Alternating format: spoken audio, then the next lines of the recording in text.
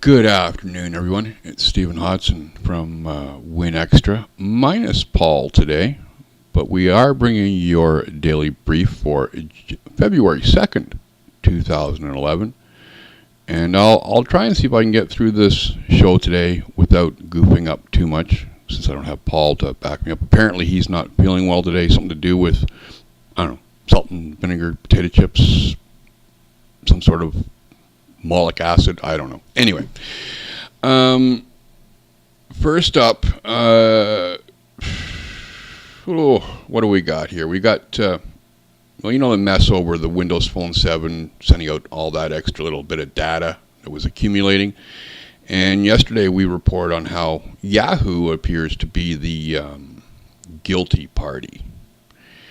Well, Paul Thurrott has a post up today where I guess now, like with Google, Microsoft is getting into a little bit of a public spat with Yahoo, which is really kind of strange considering that Yahoo is a partner of sorts. But Yahoo came out and said, yeah, okay, we're sorry, it's our fault. We messed up. But then in the next breath, they make another statement where they say, Yahoo Mail is widely available on tens of millions of mobile phones, including those running on Apple, iOS, Android, Nokia, Symbian, and RIM. The issue on the Windows Phone is specific to how Microsoft chose to implement IMAP for Yahoo Mail and does not impact Yahoo Mail on these other mobile devices. Yahoo has offered to provide Microsoft a near-term solution for the implementation they choose and is encouraging Microsoft to change to a standard way of integrating with Yahoo Mail, which would result in a permanent fix. So they're basically saying, well, yeah, okay, we made a bit of a mistake, but you really want to blame somebody, point the finger at Microsoft. Now, this is interesting because Thurrott turns around and says, if Microsoft had the ability to push fixes immediately, this could have been solved very quietly, no fuss, no muss, and nobody would have really noticed. But because they're beholden, no matter what anybody else says, to the carriers to get fixes out there, they got to put it through the pipeline, blah, blah, blah, blah, blah, blah, blah, blah. So anyway, one way or another, fix will come for it. We just don't know when. If you follow the tech news at all, today was two things. The Daily from Apple and News Corp. And the other was Android 3 Honeycomb is now available. They haven't given a date yet, really. But there was an interesting post up over at eWeek where they're wondering whether or not the announcement today by Google is going to influence or affect Microsoft's plans for a tablet. And this is tough, folks, because Microsoft's already come out and said that Windows Phone 7 OS is not intended for larger scale screens, i.e. tablets, which is basically what Google said about any previous version of Android being ported to the tablets, which is okay as far as people were concerned. It's okay, it's cool, it's Google, we'll wait. The problem is that Microsoft has also said that for a real true tablet interface, people are going to have to wait until Windows 8 comes out. 2012, folks. No, Microsoft, you can't wait that long. Sorry, you really can't. If we start seeing tablets with the Android 3 Honeycomb on it, and I gotta admit, I looked at them, I've watched the videos. It's pretty sweet. I'm not sure if you're going to have much of a window. Really, I don't.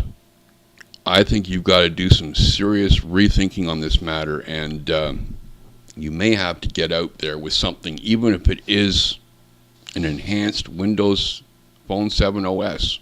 You got to do something, and you can't wait. You can't wait till 2012. It ain't going to work. Again with Google, of course, yesterday we had the whole big, schmoz up with Google accusing Bing of stealing or copying results from their search, and Microsoft saying, no, we're not copying, we're just using what's already there, which is a Bing bar, which sends us all kinds of data. Well, you also remember that Google made a great big fuss about cutting out support for the H.264 video format. Well, today Microsoft has released a extension for Chrome to provide support for the H.264 video codec.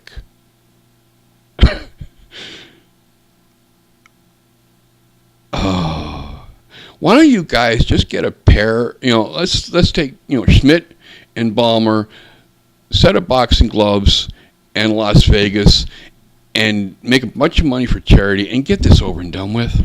Really? Put the gloves on, smack each other around, and just stop. Jesus. One of the things we've talked about here quite a lot is the fact that Nokia is the world leader as far as phones, cell phones, mobile phones.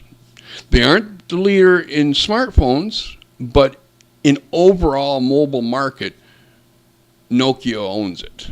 But that's changing for a couple reasons. One, smartphones are becoming more prevalent because they're more reasonable priced, and especially with the Android releases.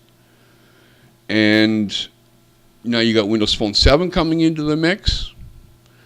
So Nokia is starting to see some problems. They're starting to see a slide in their market share. And there's been a lot of talk, and we suggested this from almost the beginning, is that Nokia, talk to Microsoft, use Windows Phone 7. Now, this is being apparently adopted by an investment analyst. Let's see, do they give who it is here? Because I'm going by the post by Alex Wilhelm over at the Next Web. He doesn't give a name, but yeah, he's suggesting announce an exclusive deal with your ex-colleague Steve Ballmer. You get access to their WP7 intellectual property scot-free and access to the U.S. market where your share has dived to a low single-digit level. This benefits both Microsoft and Nokia because Nokia still never had a foothold in the U.S. Never. This could give them that foothold, plus it would give Microsoft access to the global market that Nokia already has. It's a win-win for both guys, okay? Come on. Is it really that hard to figure out? Of course, you'd have the naysayers out there saying that both companies are now going to fail. So you'd be guaranteed. The moment that announcement came out, within, I would say, 2 minutes, somebody would be posting, Nokia fail, Microsoft fail, they're both done. Going to happen. The last story I have for today it's rather a cool one. This isn't necessarily a Connect story, but it shows how we're starting to see a lot of out-of-the-box thinking, really, when it comes to the use of existing technologies. And Connect has done a major part of that.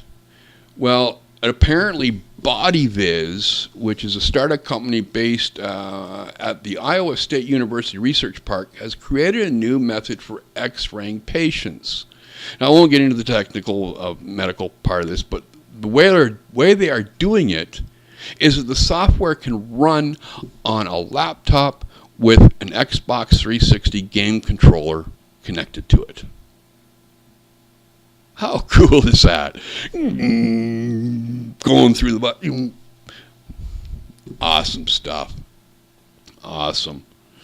But yeah, there's a video with that. I might even run that on the end of the show just to give you a bit of a taste of it. Mind you, there's a skull there that's sort of sectioned.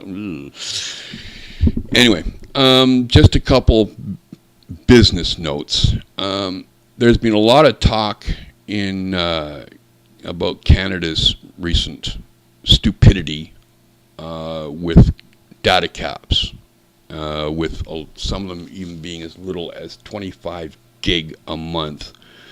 To clarify, I live in Canada, which means WinExtra is produced and delivers content from Canada.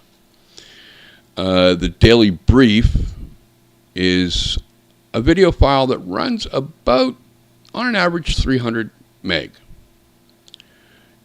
I'm lucky right now because the DSL account I have is being grandfathered back so that I don't have any caps. But the thing is, if that changes, or for whatever reason I have to go to another provider, I'm stuck with caps, which means basically that I would not be able to do Daily Brief anymore, and I would not be able to do all the various podcasts that I do. Thank you, Canada, you idiots.